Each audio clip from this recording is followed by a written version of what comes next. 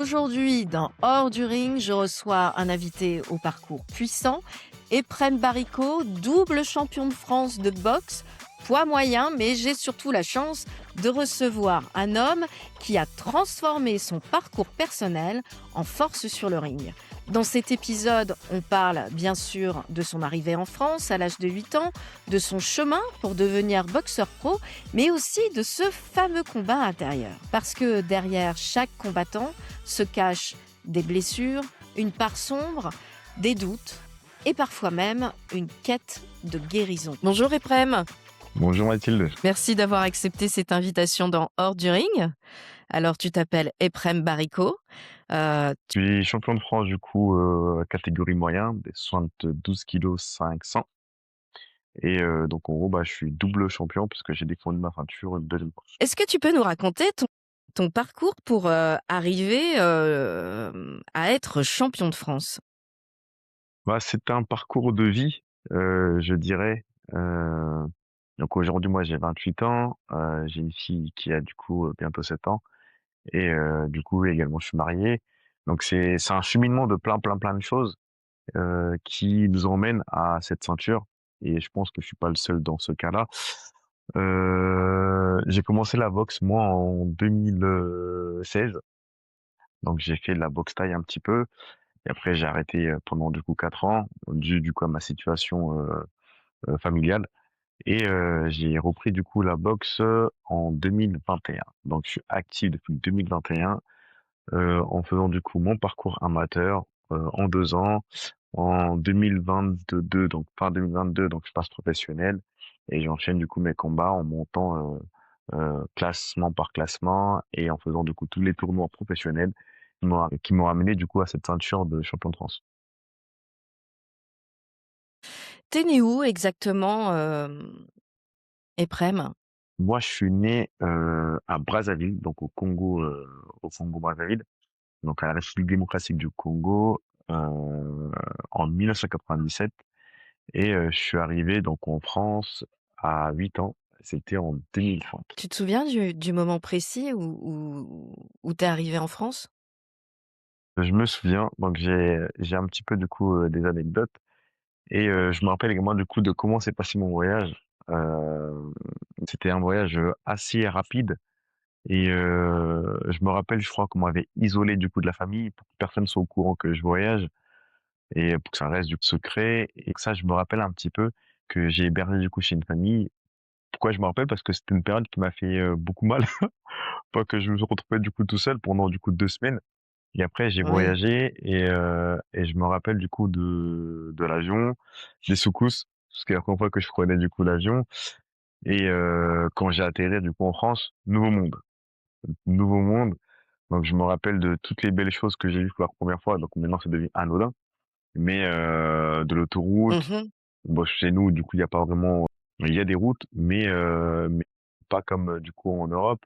Ça, il y a des endroits, mais c'est toujours du coup cabossé et cetera, donc c'est pas vraiment pareil. Donc je Mmh. me rappelle de ce souvenir-là de l'autoroute et de l'escalator, de l'ascenseur, du décor qui était beau et pour moi c'était une première.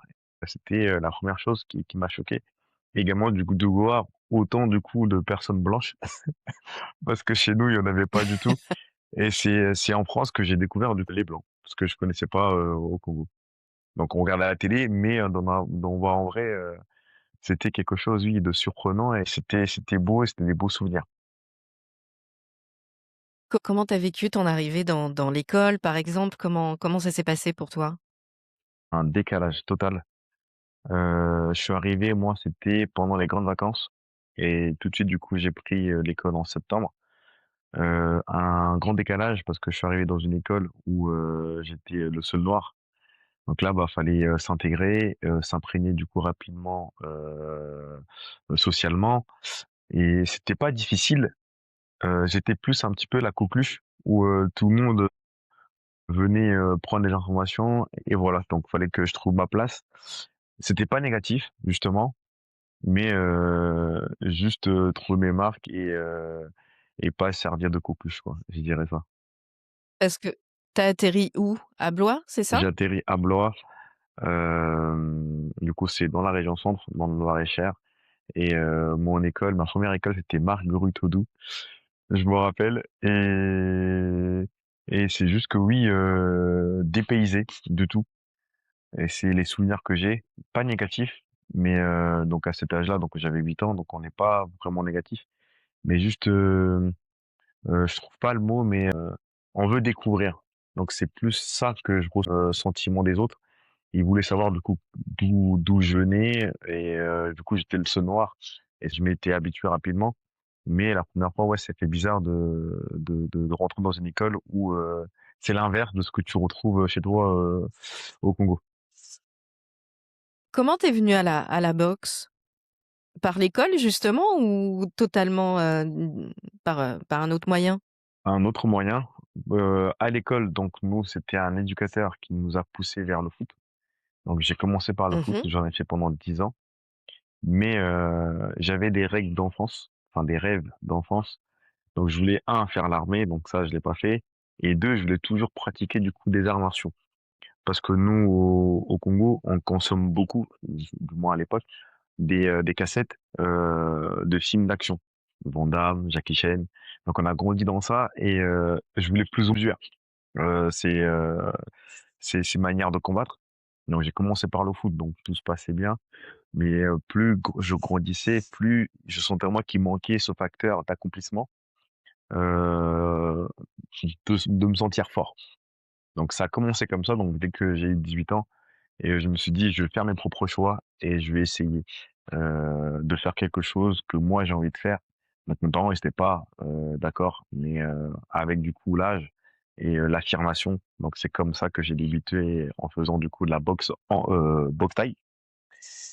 Et en même boxe thaï. Et vu que je voulais un sport assez complet qui me permettrait, excusez-moi, de pouvoir me défendre. Donc j'ai commencé par la boxe thaï et dans le même club, il y avait la boxe anglaise.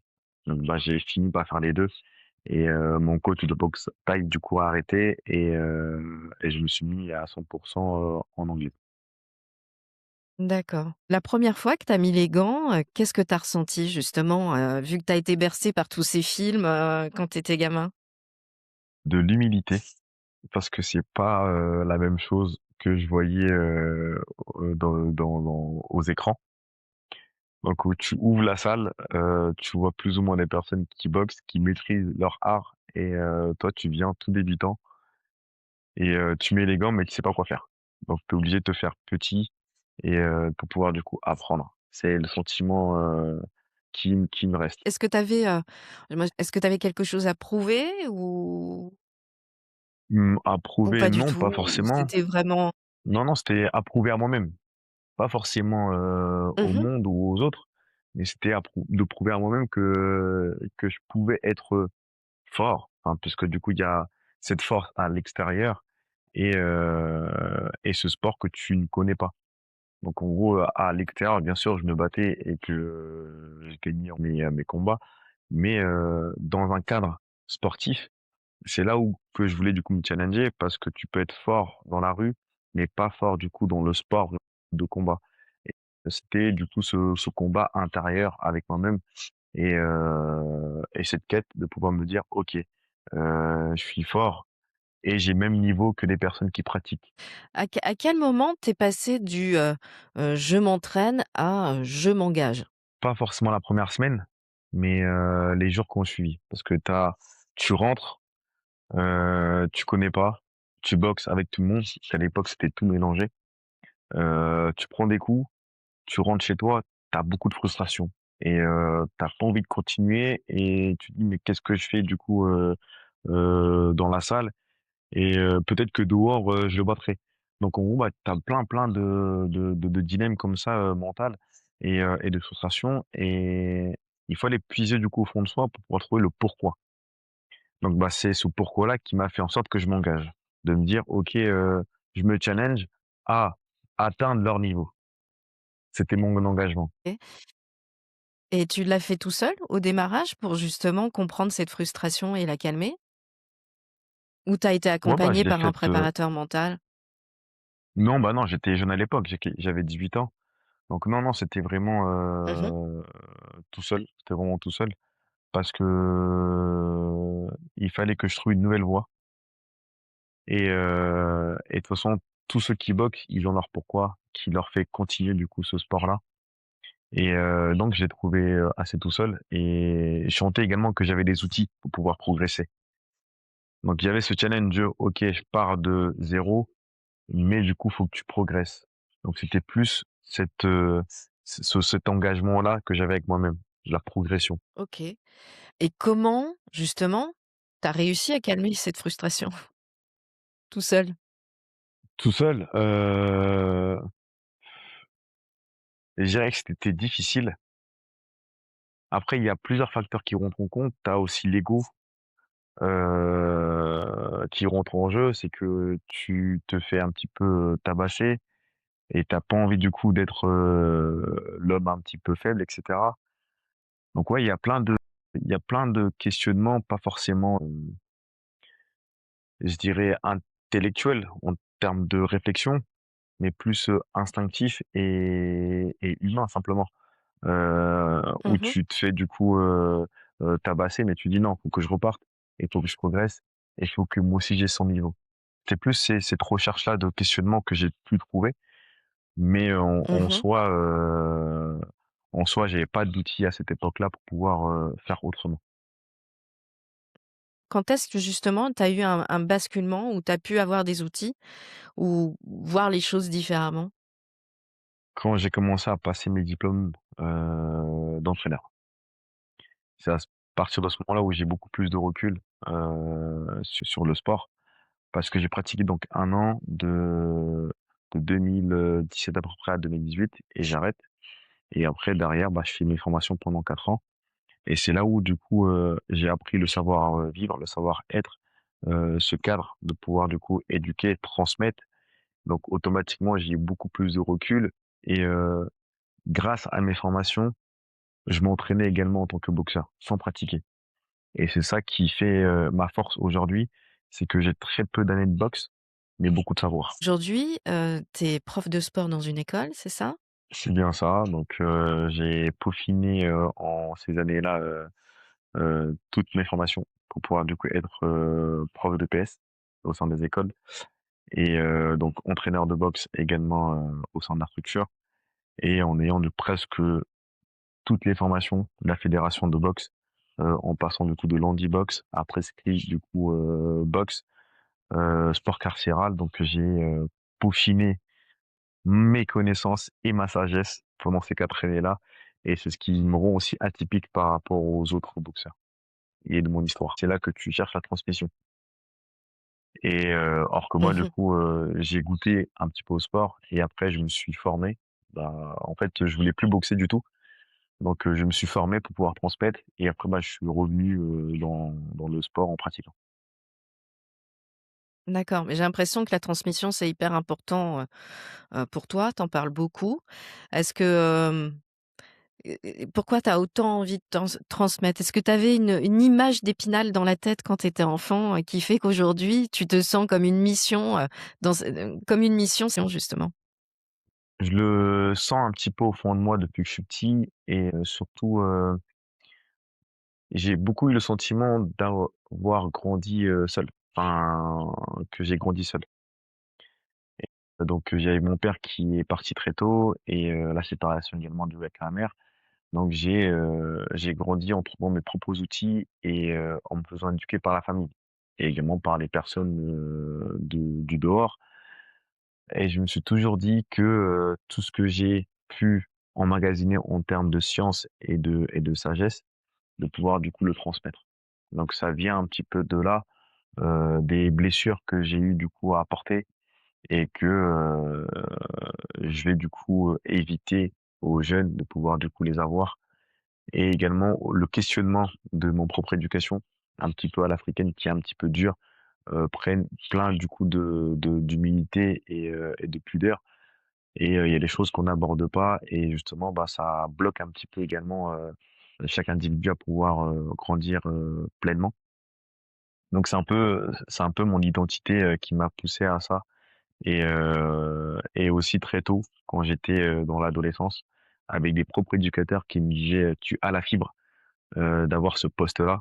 Tous ces petits facteurs et ces petits mots m'ont tout de suite orienté, à me dire: «OK, bah, je veux transmettre». C'est super parce que, je t'écoute parler et je trouve ça, très beau ce que tu es en train de dire, surtout que, tu mets le doigt sur des choses que peu de boxeurs ont ont envie de dévoiler, que mais Non, non, j'ai je l'impression. suis je suis d'accord, mais bah, j'avais un mot que j'ai lu ce matin, c'était, être soi-même, et c'est vrai que c'est pas évident, et c'est un combat, constant, en fait, de pouvoir, enlever ce voile. Après c'est récent, mais des questions que tu auras à me poser, quand j'étais jeune, j'aurais pas pu les répondre.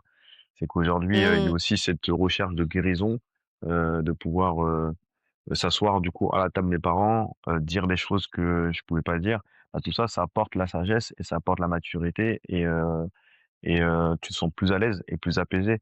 Donc je pense que ceux qui pointent du doigt des choses plus facilement, c'est que derrière, bah, ils ont eu à trouver, leur propre réponse et leur guérison. Donc c'est ce que je suis.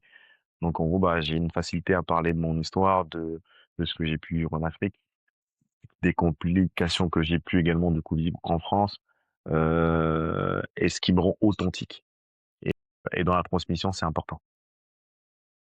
C'est bien, tu as raison, parce que c'est vrai que, toi, tu as eu le courage, hein, parce que c'est du courage de regarder, ses blessures en face, c'est jamais très, très confortable. Mmh. Justement, il y a beaucoup de boxeurs, je trouve, qui confondent, qui pensent que s'ils disent, s'ils parlent de leurs blessures, en fait, c'est qu'ils sont faibles. Alors que pas du tout. En fait, chacun porte des blessures en soi, tout le monde, on est tous dans le même bateau. Il y en a pas un qui est plus fort que l'autre. Notre mental, il est comme ça. On a des blessures, on a de l'ego et il faut le vivre le plus sereinement, possible et le chemin vers la guérison, dont tu parles est super intéressant, je trouve parce que qu'il y ait Bah, pas eu de mo communication dans tes familles et que tu cherches justement à guérir ces blessures, c'est super courageux. Juste, je vais rebondir parce que c'est très intéressant ce que tu viens de dire, et c'est souvent le pourquoi du boxeur également. Cette partie sombre un petit peu, qu'on a au fond de soi, c'est ce qui nous maintient à pouvoir boxer, c'est ce qui nous maintient à avoir ce côté, bien sûr, c'est le sport, mais ce côté animal et ce côté où on extériorise du coup nos émotions et les sentiments. Mais, mais en gros, une fois que tu atteins un stade, en fait, bah, tu deviens plus fort et plus dangereux pour, en fait, tes adversaires. Parce que tu es totalement aligné, parce que en tant que combattant, il faut ce facteur, rage et ce facteur pourquoi. Mais après, plus tu boxes et plus tu, as de l'expérience aussi, plus il y a ce fait de pouvoir, rencontrer tout le monde aussi, bah, ça t'enlève un poids qui fait en sorte, bah, que tu deviens plus fort en assumant du coup tes émotions, tes doutes, après ça aussi, ça fait partie du cheminement mental, d'un préparateur mental qui t'aide à pouvoir, déconstruire pour pouvoir du coup être mieux. Mais aujourd'hui, par contre, moi, je trouve pas de pudeur ou de honte à pleurer, devant mon boxeur, parce que j'ai fait la projection de mon film, la semaine dernière. Donc ouais, j'ai fondu en larmes, Mmh. mais mes larmes avaient du sens. C'était pas du coup des larmes de faiblesse. Mais aujourd'hui, bah, ça n'enlève pas à ma personnalité, tout ce que j'ai accompli en tant que boxeur, quoi. Donc oui, c'est le cheminement que tout le monde doit faire, mais en même temps, c'est un moteur. Moi, je trouve que quand on apprend à se connaître, eh bien, on renaît parce qu'on connaît ses faiblesses et on connaît ses forces et accepter ses faiblesses, c'est développer sa force. Et plus tu apprends à connaître, bah, on a tous une part d'ombre, comme tu disais tout à l'heure, on a tous une part d'ombre, donc elle fait partie de nous, hein, c'est comme le yin, le yang, le jour, la nuit, et cetera. Il y a toujours un opposé à un autre. Mais quand on accepte ses parts d'ombre, quand on accepte ses blessures et entre guillemets «ses faiblesses» qui ne sont pas des faiblesses, qui est juste de la vulnérabilité, quand on arrive à comprendre tout ça, finalement on avance 10 fois plus vite et surtout on se libère. Est-ce que Exact. toi tu l'as vécu comme une libération? Moi, je l'ai vécu comme une libération. et parce que, j'ai beaucoup eu également le syndrome du sauveur, enfin le syndrome de l'imposteur, Mmh. autant pour moi. Mmh. Heu, je me voyais pas forcément légitime à avoir du coup ce rôle de transmettre. Donc c'était vraiment aussi un cheminement de d'avoir du coup ce poste-là que j'ai aujourd'hui et de pouvoir du coup, transmettre des choses. Donc ouais, j'ai ça m'a permis de me libérer et le mot, c'est de pouvoir du chercher l'authenticité des choses. Heu et j'ai un ami qui parle de d'une phrase, heu: «Tout le monde est champion, peu importe ce que tu as accompli, que ça soit des bonnes ou des mauvaises choses, en fait, bah, c'est une leçon pour une autre personne». Est-ce qu'il y a un combat, on va parler de ton parcours maintenant. Est-ce qu'il y a un combat où ton mental a fait vraiment la différence? Ou si tu avais pas eu de préparation mentale, tu penses que tu te serais, que tu aurais pas gagné? Moi, j'ai 2 réponses à ça. Je pense que la préparation, mentale que j'ai eu à faire, lors de ma carrière professionnelle, qui a duré, Mmh mh. 4 mois, elle ne me Mmh. sert pas lors de mes combats. Mmh. Elle me sert du coup, en dehors du ring, dans ma vie au quotidien Mmh. et mon côté mental quand je boxe, bah, c'est toute mon histoire.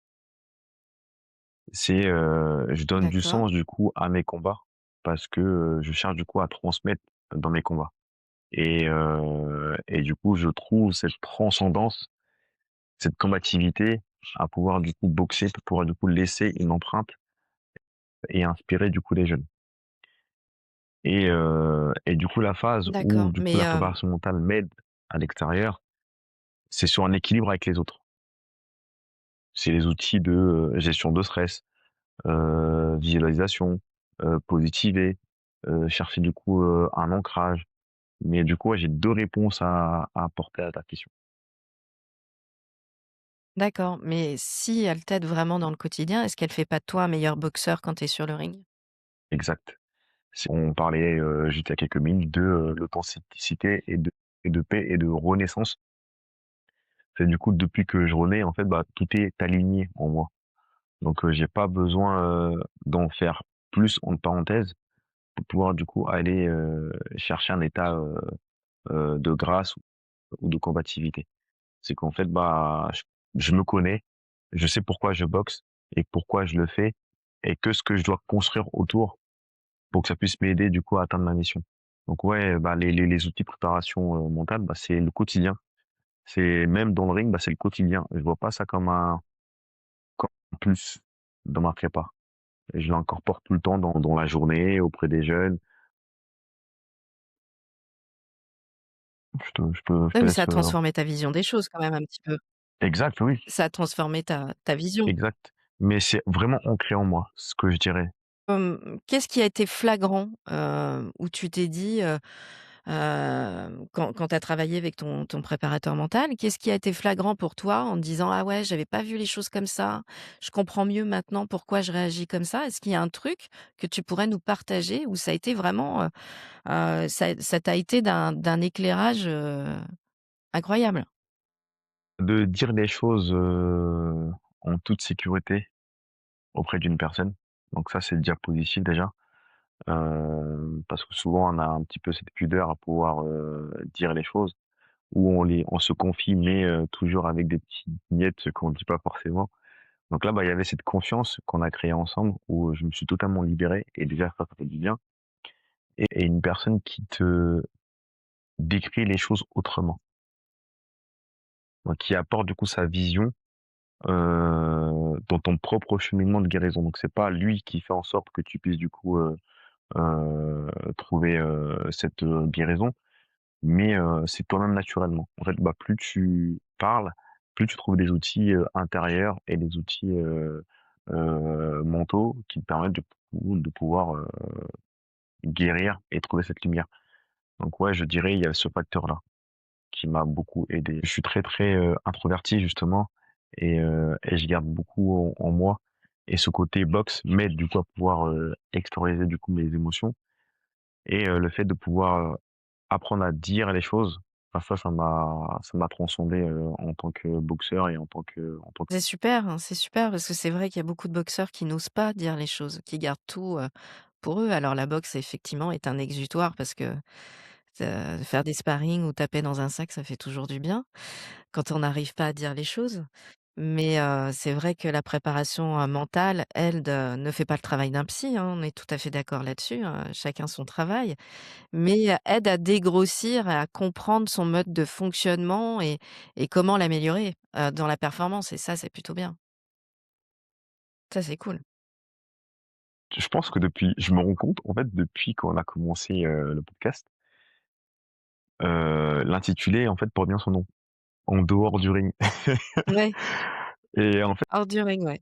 hors du ring et là, du coup, en fait, je pointe du doigt tous les facteurs, qui font en sorte que, quand on performe ou, qu'on monte sur le ring et ouais, c'est beau. Franchement, ouais, bah, j'espère que ça sera gratifiant pour, toutes les personnes qui prêteront à l'oreille, ces petits mots.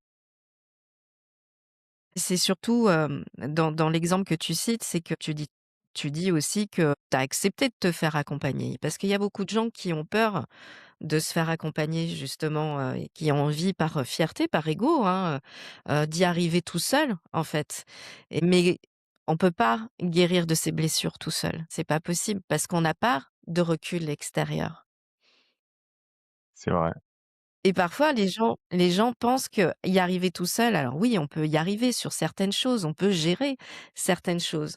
Mais, hem, la guérison, pour en parler, c'est accepter de se regarder en face.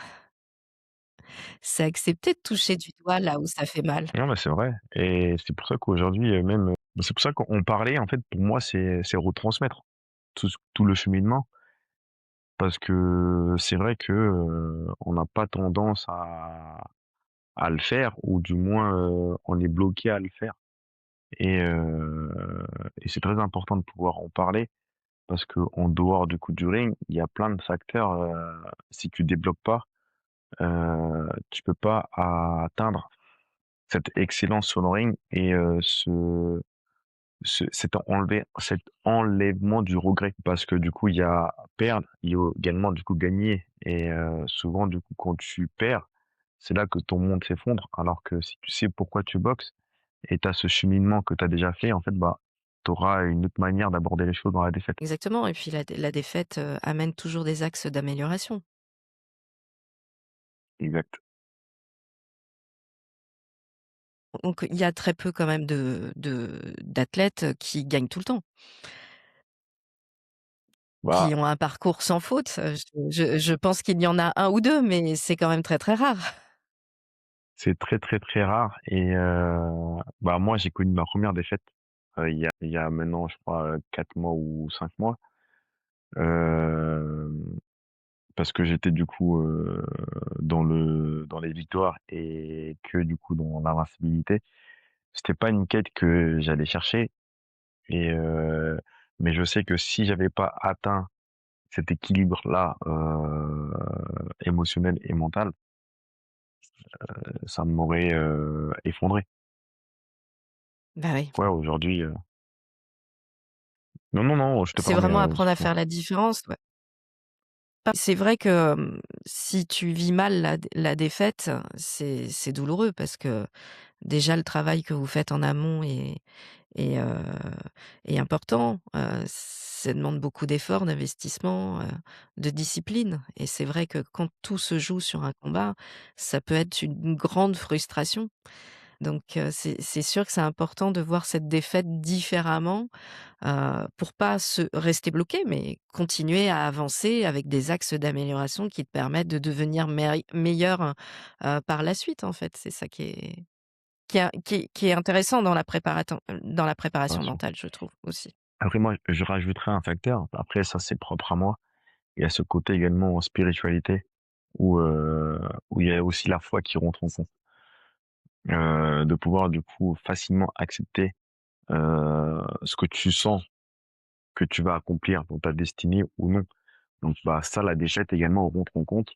Hem, En fait, du coup, ça se rejoint avec la préparation mentale parce qu'aujourd'hui, en préparation mentale, on sait qu'il y a des choses que tu ne maîtrises pas et ça, tu apprends du coup à lâcher prise et tu fais en sorte de construire du coup ce schéma de, préparation, des choses que tu maîtrises, et que tu dois du coup faire le jour J et bah, le reste en fait, bah, nous dans la spiritualité, on dit que ça appartient à Dieu. Donc il y a ce facteur en plus quand tu boxes à un niveau, à un haut niveau, bah, tu lâches prise automatiquement et nous on parle de spiritualité et en prépa mentale, ils disent lâcher prise. Mais la foi, de toute façon, c'est ce que je dis, souvent, peu importe, les croyances, quand on croit en quelque chose, on croit avant tout en nous.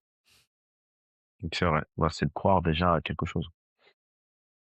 J'aimerais bien qu'on parle de ton dernier combat et donc de ta ceinture. Le tout récent, Bah, le tout récent de février. c'est bien ça, Donc tu as remis ta ceinture en jeu en février, en tant que champion de France. Donc tu es champion de France pour la deuxième fois. exact. Comment tu es arrivé, sur le carré ce jour-là? Tu remets en jeu ta ceinture, qu'est-ce qui se passe dans ta tête? Donc à chaque combat, il y a cette semaine qui peut durer une semaine ou plusieurs semaines où, tu es en doute. Donc il y a avant de ma ceinture où je voulais tout faire pour devenir champion. Donc là, bah, c'était un paramètre, positif. Mais dès que du coup j'ai eu la ceinture, j'ai eu cette pression que tout le monde du coup m'attaquait. Parce que c'est ça la posture du coup du numéro un, c'est que tout le monde veut ta place. Donc bah, il m'a fallu du coup pouvoir du coup, déconstruire ce schéma-là et de pouvoir du coup l'accepter. Qu'aujourd'hui, je suis l'ennemi du coup, je suis l'homme à abattre. Donc bah, comment j'ai abordé du coup ce combat-là? C'est que du coup, bah, au début, j'avais, ce stress de du coup perdre mon trône et du coup, en les jours, passés et cetera, donc moi je trouve le refuge déjà par la musique. À chaque prépa que je fais, il y a toujours du coup une musique que je vais m'identifier dessus, qui va me transmettre du coup des émotions positives et une projection, positive du coup de mon combat. Donc je trouve la musique, donc en gros, bah, je fais le foufou, tous les jours du coup je l'écoute, je me projette, émotionnellement et cetera. Donc au final, mentalement, ça commence à aller mieux et après, bah, il y a une vision qui m'est apparue comme quoi en fait, tu le champion. Aujourd'hui, en fait, si t'as pas triché, tu vas rester champion. Dans le sens où tu as déjà fait le travail, tu connais le cheminement et aujourd'hui, bah, celui qui voudra ta place, faut qu'il en fasse plus que toi. Donc aujourd'hui, bah, je boxe, avec, moins de pression parce que je sais comment faire pour pouvoir du coup boxer en tant que champion et celui qui veut ma place, bah, il doit venir du en faire plus que moi et je serai prêt du coup, à pouvoir lui donner une guerre s'il veut la faire. Donc j'avais pas trop de pression et ça s'est ressenti du coup sur mon combat. C'est que j'ai maîtrisé du coup tous les rounds et aujourd'hui, bah, du coup j'ai moins cette pression-là et ça s'est ressenti parce que j'ai gagné presque tous les rounds avec, maîtrise et contrôle de mon adversaire. Super. Et j'aimerais bien rebondir là-dessus parce que tout à l'heure, on parlait justement de que tu boxais avec la rage, mais boxer avec la rage, ce n'est pas boxer avec la colère et parfois les gens confondent un peu les 2.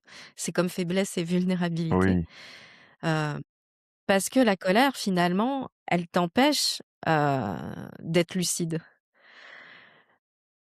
Et la préparation mentale, en fait, elle aide à faire cette différence-là, à t'amener de la lucidité en combat. Tu disais tout à l'heure que ça t'aidait dans ta vie au quotidienne, quotidien, ouais. mais aussi en combat du coup, parce que si tu gagnes tous tes rounds et si tu es lucide, c'est que le travail que tu as fait en amont avec la prépa, mentale, t'a permis, mmh, d'arriver à ça. Est-ce que tu as vu vraiment un basculement justement entre ta rage d'avant, on va dire, et celle de maintenant? Mmh.